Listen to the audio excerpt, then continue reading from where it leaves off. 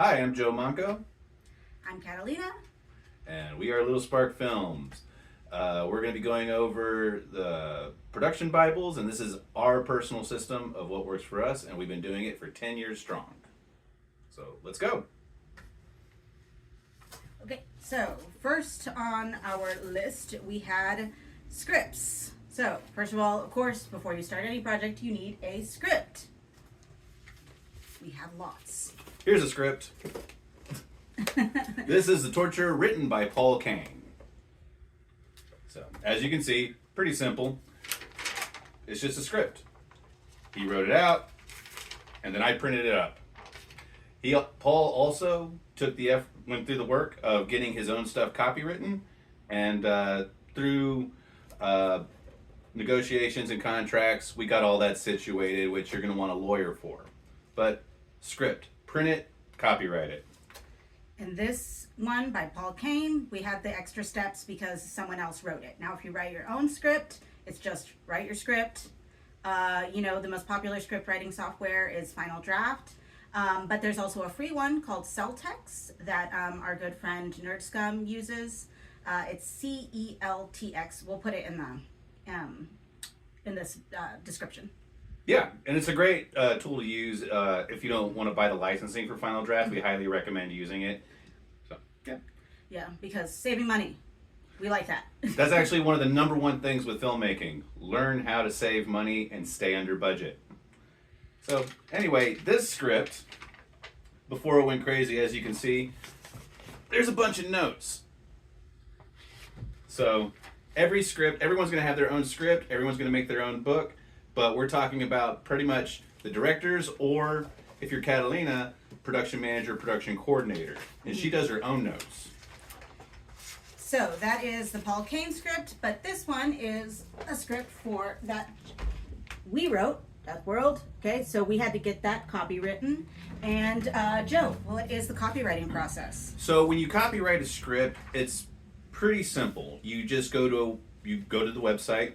Copy. Is it a .gov? It's a .gov website. Sometimes make sure it's a .gov. It's a .gov website.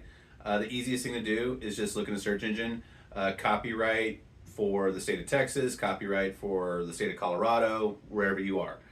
And most of these government websites are going to give you a breakdown of the process, and it's incredibly easy. And I want to say for one screenplay or one literary item that you're getting copywritten costs about 50 to $60, and it takes about a month to get your certificate in the mail, and copyright office will send you a certificate, and it will say the writer of Death World, Joe Manco, yada yada yada, address, and it'll be timestamped, so you're secure on that end. And yes, even though $50 is quite a chunk of change, especially for small companies, small businesses, it's better to go ahead and do it before, just in case anything happens down the line. And also, you want your copyright for streaming services. Oh yes, you definitely need your copyright. Because this is all the boring, unglamorous things. Right. But they save you time, once again, when you're filling out paperwork for streaming services, what else? Pretty much anything. You need what's called your deliverables.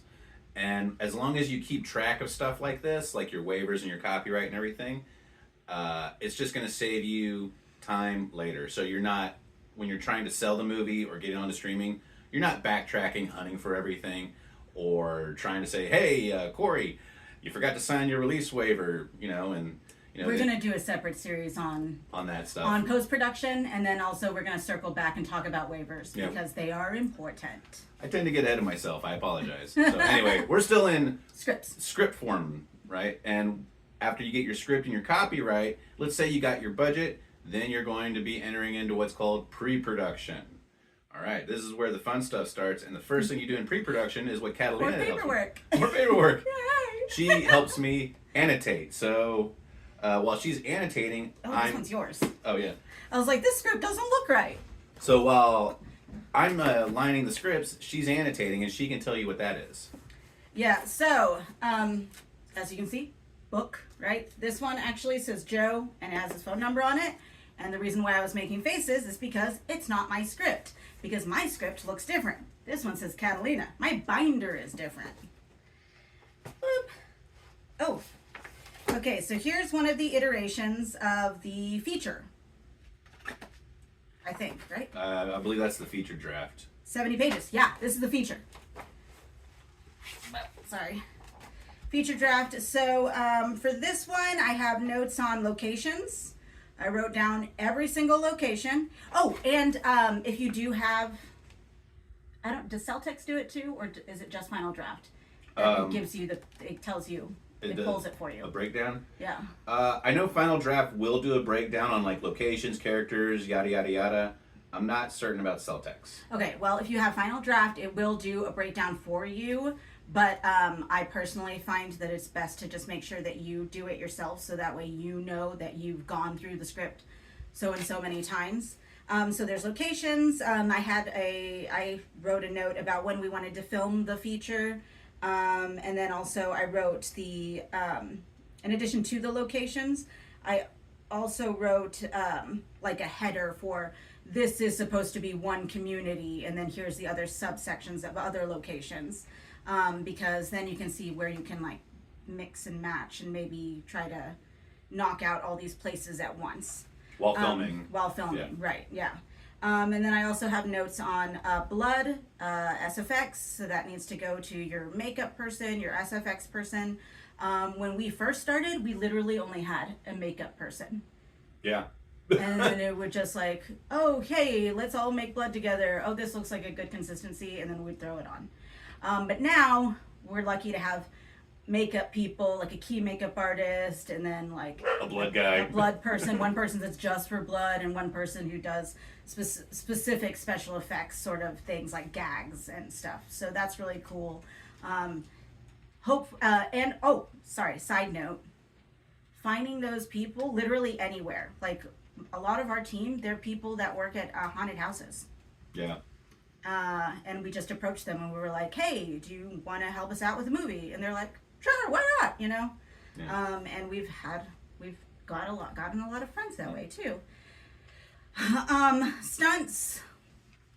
If you have any stunts, because safety on set, Troma's rules of set. Yeah. Number one, safety to humans. Always that one. Number one, safety to humans. And also we tend to make sure to have a copy up on set. The one time we did it, someone did get hurt. So now we're probably just going to forever make sure that we have a copy of the rules on set, because it sounds silly to have it posted everywhere, but it is important that you are able to sit down and remember it or see it posted everywhere, because things get so crazy and so busy and so hectic that you can forget things that are simple.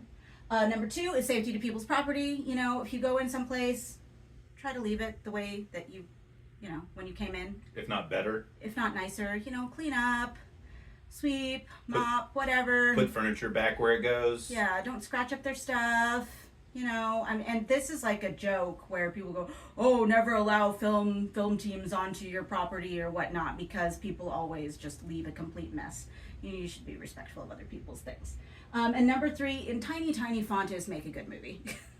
But that's the Troma way. We're not Troma, but we love Troma. But we love Troma. Just take what works for you.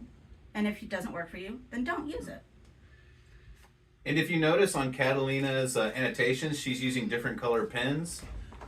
She's, indicating what color is for specifically what. Like, I don't know, for instance, red is going to be the special effects gags, or orange is going to be locations. Whatever color you want looks for you. And by the time you and your team or your partner are done annotating the script, the script should be covered in a bunch of lines and colors, and that's going to help with your pre-production on what it is you need to get and what each scene's going to need.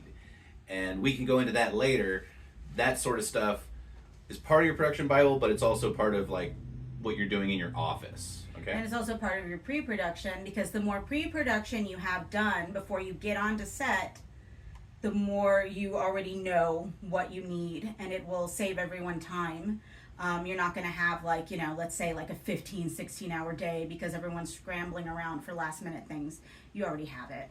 Pretty much you. Which also saves you money. Yeah. It is boring, but also being able to go once you get on set and just go, that feels really good. It also helps your crew that's helping you with all these sort of things go through the script a lot quicker and see, like, oh, there's green. That means a location, and so forth, stuff like that. And then, like I said, while she's annotating, I'm doing lining, which will lead into shot listing. Okay. So let me get one with lining on it. Yours has the lining. Yeah. Okay. Yeah, his has the lining, which is why I knew it was not my script. Okay, so I don't have. I was like, what happened to all my colors? So here's my draft for the short film, and I don't have a ruler next to me. So what I do when I do my shot list is I line up my script first, and I'm pretty certain y'all have heard the phrase, like a minute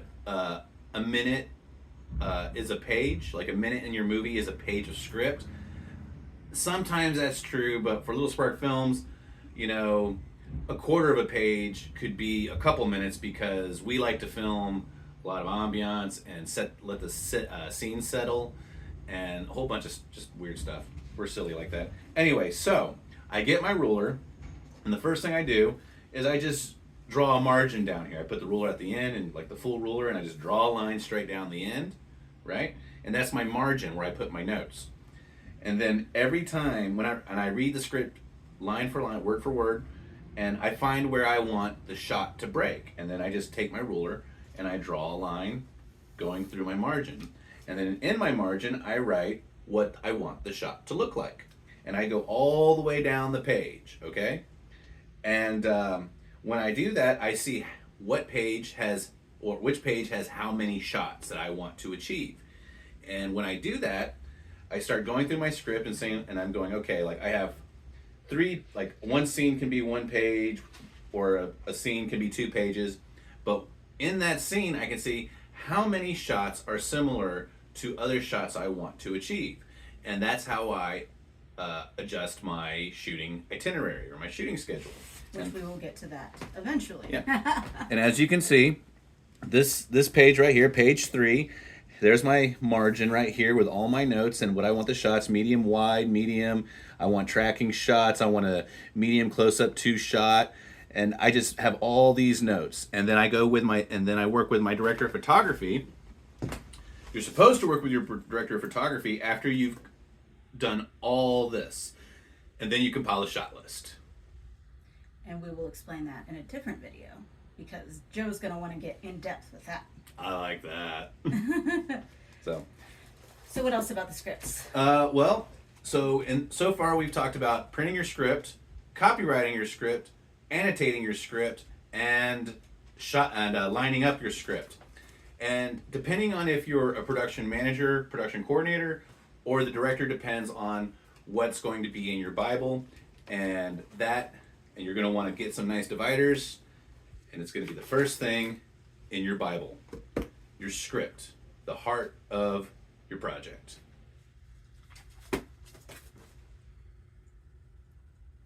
And next time we talk about I have dog saliva all over me now. Sorry. Okay, we talked about lining script. We talked about annotating script. Oh, perfect. Okay. And then next time we're talking about storyboarding and I guess shot listing. There we go. Yeah. So I can check off my little list here that we talked about: writing, copywriting, printing the script, lining the script, and annotating the script. We like lists. Yeah. So we will see you next week. We are Little Spark Films.